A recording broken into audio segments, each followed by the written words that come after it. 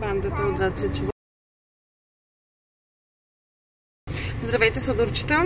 Аз съм Стефани, хоби шивач. Вече знаете, че сме подхванали една поредица с семпли проекти за начинаещи, за всеки, който има шебна машина вкъщи. Днес съм подготвила да ви покажа скрънчи, ластик за коса и книгоразделител, които са прекрасни подаръци за рождени дни, именни дни или Коледа, наближава Коледа, така че може да се подготвяте. Какво по-хубаво това да подарите нещо, което вие сами сте изработили на най-близките си хора.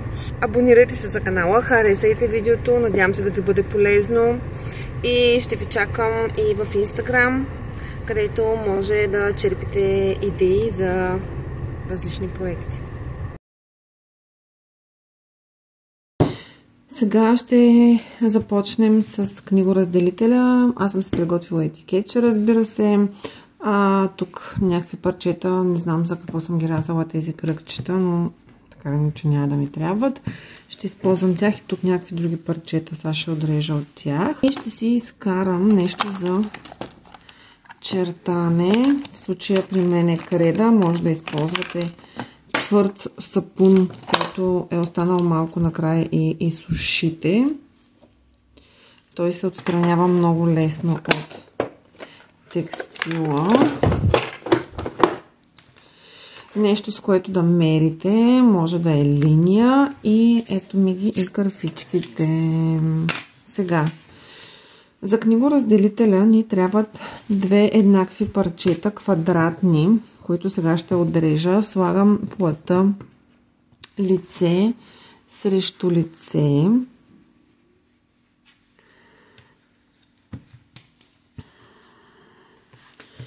Я да го фиксирам аз тук с една кърфичка. Даже с две в този край.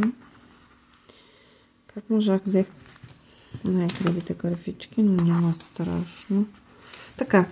И сега ще отрежа едни 10 см на 10 см. Ще направим квадрат.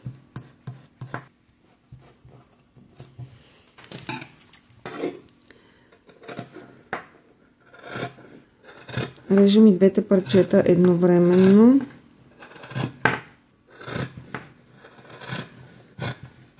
Другото парче, което ни трябва, и я да видя сега, ето това парче ще използвам, защото ме харесва този автентичния ръб. Ще го сложа ето така. Режа първо аз по-късо да го направя. Ще го изравня.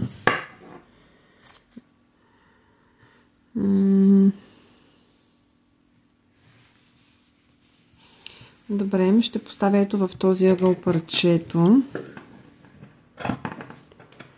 Режа.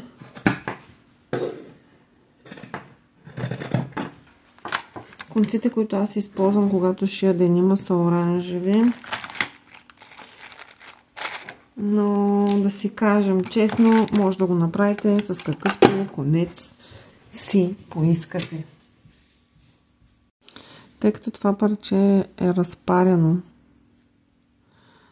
за да не се разбрида, ще мина двата гела по пътя на конеца, там където вече е бил. Тези дънки бяха шити с син конец, във връзка с това, което казах по-рано, просто го отбелязвам.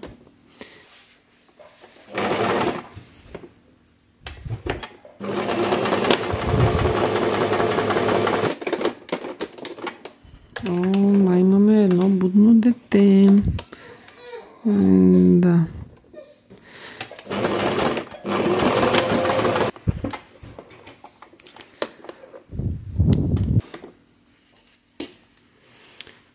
Сега тези продължават да са лице срещу лице, но слагам вече и това парче вътре.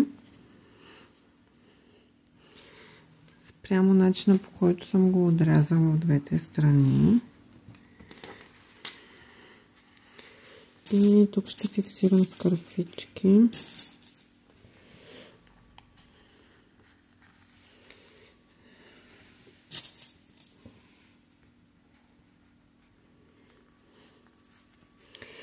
Тук ще си отбележа, че трябва да оставя дупка, през която да отворя, да обърна парчетата плат. Ето по този начин си фиксирам от тук до тук да не шия. От тук ще го обърнем. Ще си сложа и етикетчето. Етикетчето го слагаме по този начин с лицето към лицето.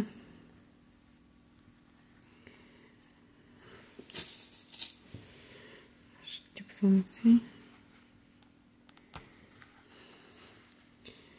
и започвам да шия.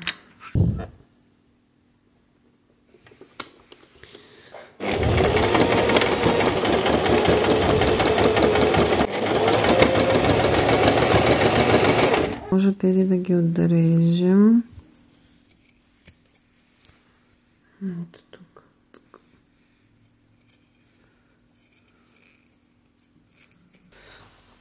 Дупката.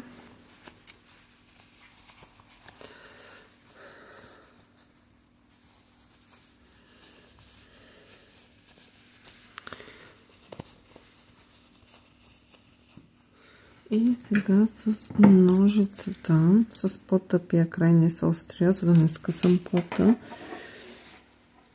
избутвам ъглите.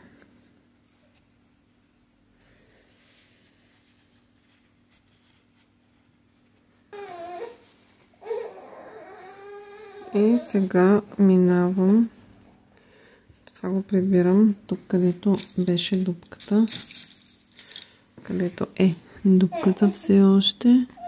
Затварям с кърфица. Да сложа още една. И сега ще мина от тук до тук. Прав тегел.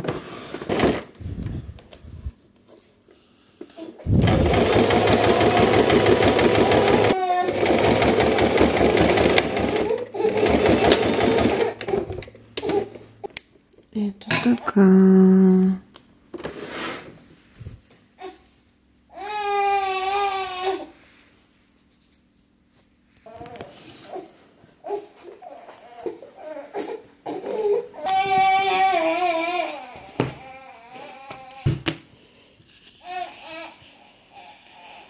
Това е